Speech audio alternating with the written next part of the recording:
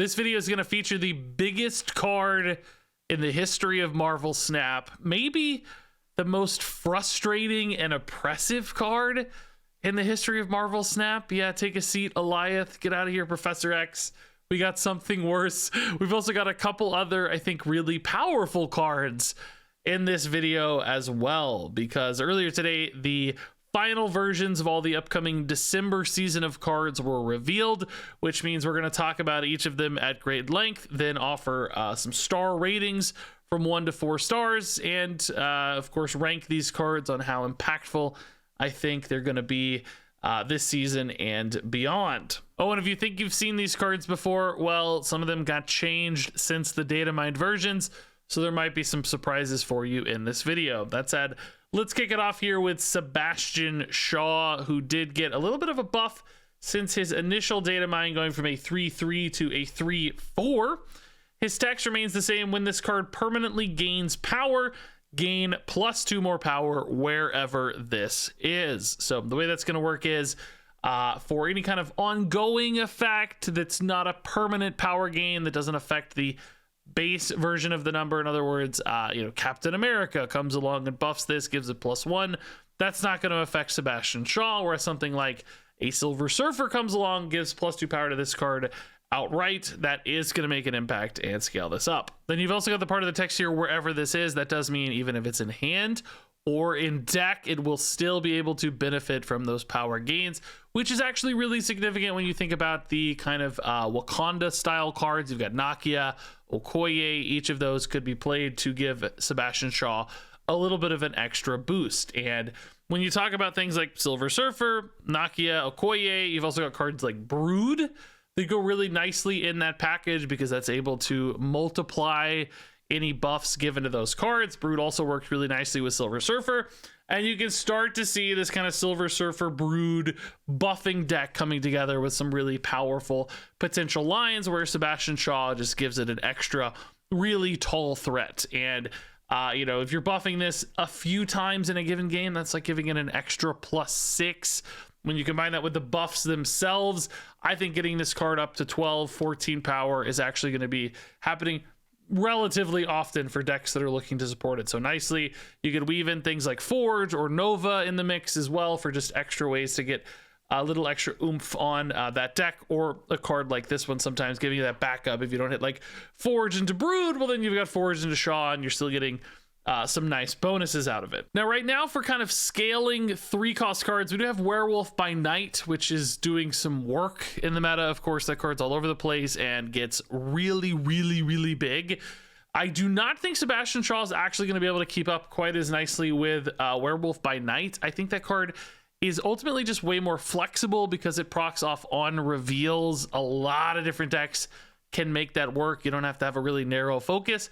Sebastian Shaw, I think, will still be a really good card. He'll still get really big. He'll still get those big numbers, but he is going to require a bit more focused deck and game plan, I think, to be worth it, because you have to have enough reasons and kind of enough critical mass for all of those buffs to make sense together. Unlike Werewolf by Night, which you can kind of toss into any deck that runs on reveals, and he's going to get pretty big, sometimes excessively big.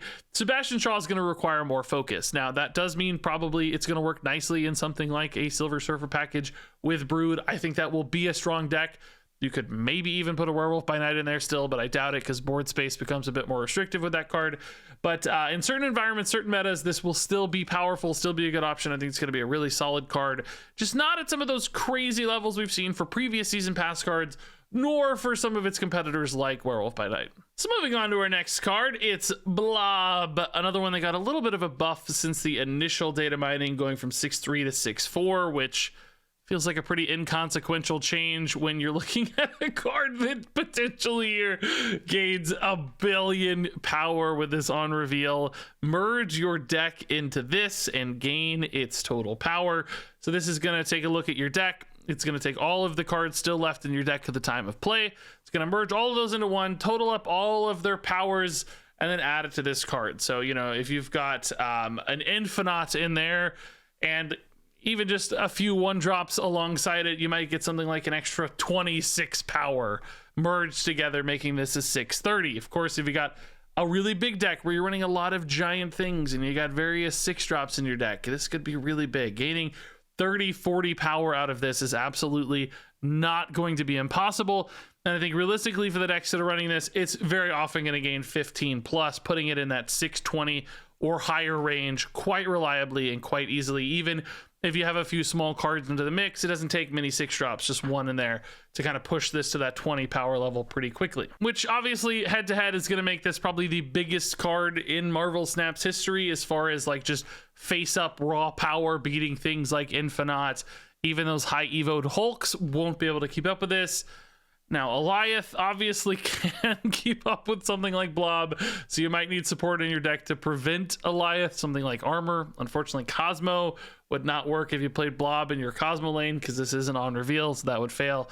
But there are other ways, obviously, to dodge and work around those sort of Alioth options.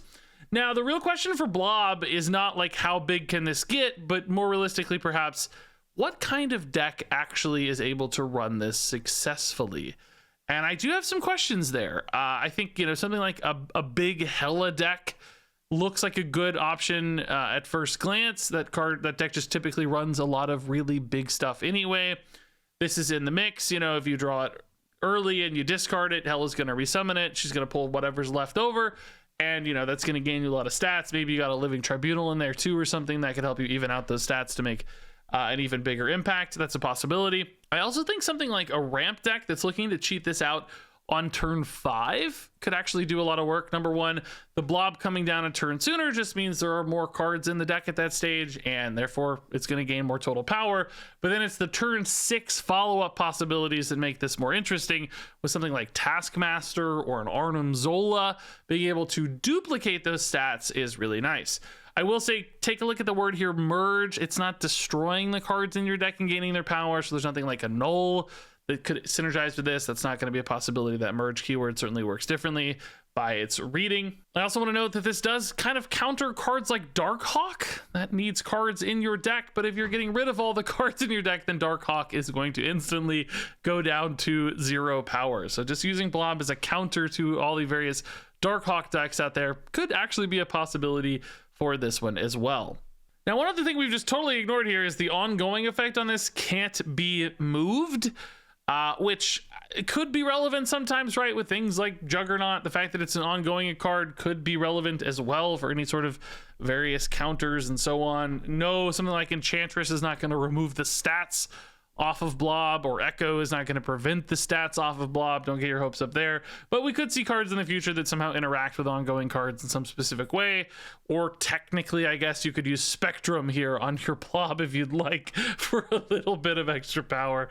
Although that certainly doesn't line up very well to me. So when you look at this one, it's pretty interesting, right? Ultimately, very high crazy power potential, which I think is great. That always makes a card intriguing to me, because when you have such big numbers, you're often looking for reasons and excuses to run those big numbers. It's just going to be a little bit of a question about deck fit and how well metas sort of tolerate the decks that Blob wants to be in. So if you've got Hela decks like that we talked about, if you got those ramp decks that try to cheat this out early, does it get around Shang-Chi easily? Does it get around Cosmo easily? Does it get around Alioth easily? Is it too easily countered that you're kind of investing all in on this card that it's worth it? That's really going to be the question. And this might be one of those that kind of ebbs and flows in and out of the meta as certain counters, as certain, you know, opportunities open up. It might feel good for a little while. You know, people might come in to kind of counter it too easily. You could see this rise and fall for Blob, I think, in relevance. But when numbers are big, there's a reason to run cards. So definitely a card I don't want to write off. I think there is some meta potential for it. So moving on here, we have Havok, and this one got a pretty significant change. Apparently, according to the reveal video, this is going to be a 2/0, and his effect now reads +4 power instead of +3, as had previously been data mined. So starting a little lower at 2/0 instead of 2/1, but gaining more every turn. Now, there has been a ton of confusion about how this card worked. I tried to explain it to you guys last time. Many of you didn't believe me, but it has been confirmed to work as we suspected / feared with Havok. After each turn, you lose 1 max energy and he gains +4 power. Now, that is happening each turn. It's not just happening once. This is not an inverse electro that just takes one max energy away from you. It's taking one energy away from you every single turn. So if you play this on turn 2, you are going to be capped at 2 energy the rest of the game. That has been confirmed. You do not go up with Havok, I guess, unless it gets destroyed or whatever. But under normal circumstances, you would be capped at 2. So playing this on turn 2 basically means you're going to have almost nothing to do the rest of the game because your opponent's going to have 6 energy on the final turn. You're still only going to have 2. You'd be all in on hoping that Havok can win alongside a bunch of smaller other stuff. So a card that would be very, very risky to play on curve could still be interesting though, right? Say you play this on turn 4, maybe you think 4 energy is enough to get by. And then you say, okay, I've got a 2/8 if I play this on turn 4. You know, I'm gonna lose some energy. I'm gonna sacrifice a little bit on turn 5 and 6, but I think I can get there on the back of Havok scaling because this card can get so big. That's a possibility. You've also got things like Mr. Negative decks that could use this in an interesting way. Number one, it's 0 power. It's gonna flip nicely for Mr. Negative, starting at 0-2 and scaling up from there. But also, Mr. Negative decks may not need a lot of extra energy. If you play Mr. Negative on turn 3, maybe 4, a lot of your cards might be 0 energy anyway, and you're fine if your energy is capped. You don't need to get up to 6 because you're playing like 0-0-2, 0-0-4, and that's totally fine, and Havok could be a great option to support that. Now, the other angle for this card that's sort of terrifying, and as I teased in the intro, could be the most frustrating card in the history of Marvel Snap, is that if you play this with Viper and give it to your opponent, they are going to be locked on energy for the rest of the game. So for instance, you could do something like play this on turn 2 and then Viper on turn 3. You would lose kind of 1 energy along the way there, but you'd probably still be happy to give this to your opponent. Alternatively, if you play this in a deck with Ravonna, you could Ravonna on 2 and then play Havok and Viper on turn 3 all at once, so that you don't even risk the downside. You're never going to actually see the after each turn of this effect yourself. You're going to give it to your opponent. You would cap them at 3 energy for the rest of the game. So on turn 4, they still have 3 energy. On turn 5, they still have 3 energy. On turn 6, they still have 3 energy. And of course, if they're trying to play bigger cards at all, you completely ruin their ability to play the game. And that's absolutely going to happen sometimes. You're going to hit those high rolls where you hit Ravonna into Havok Viper, or just Havok Viper anyway. I think it's still probably going to be worth it. You'd be at 5 energy basically on turn 6 while your opponent is still at 3, so it would still let you net a huge advantage, and sometimes just outright kill game plans that need, you know, to play 6 cost cards or whatever would just be completely hampered, or even to play 4 cost cards. They'd be stuck only able to play small stuff.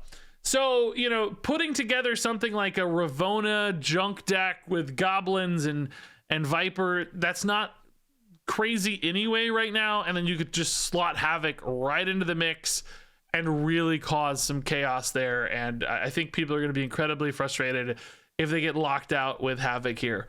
Of course, you know, much like with other junk options, you could delete this yourself, play a Carnage in your deck to destroy this or whatever, to reduce that effect, but it's still going to go off at least once. You know it's going to go off once, so even then you're only gonna actually max out at 5 energy instead of 6, so that could still hurt you. You can't play your Null in a destroy deck or whatever, so it could still be frustrating even if it's not stuck around forever.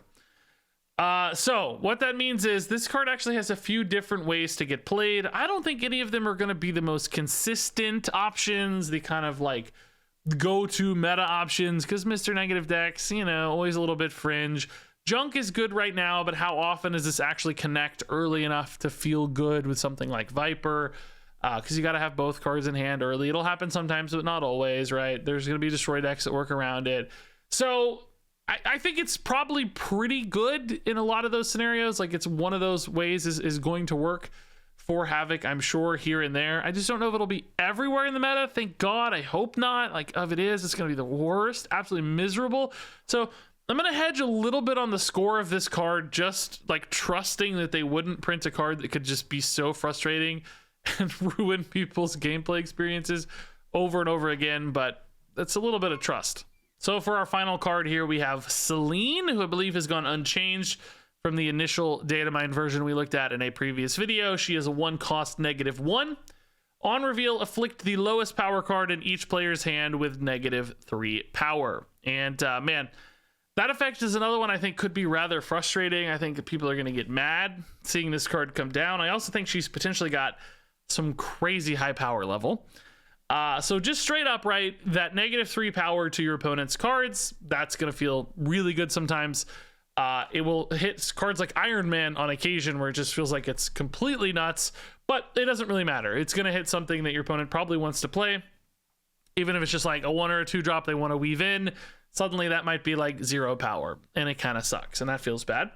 Now, for you, you might say, oh, that's a symmetrical effect. I don't want to have -3 power on my cards. Well, normally in most decks you wouldn't, but of course, in junk decks, which Selene fits really nicely into already as a -1, if you've got cards like Goblins, for instance, your Green Goblin gets another -3. It's now a -6 that you send over to your opponents. You can basically use this -3 not in a symmetrical way, but in an extra advantageous way, where it's kind of like you're giving your opponent -6 power by playing Selene. Now, of course, she's a -1.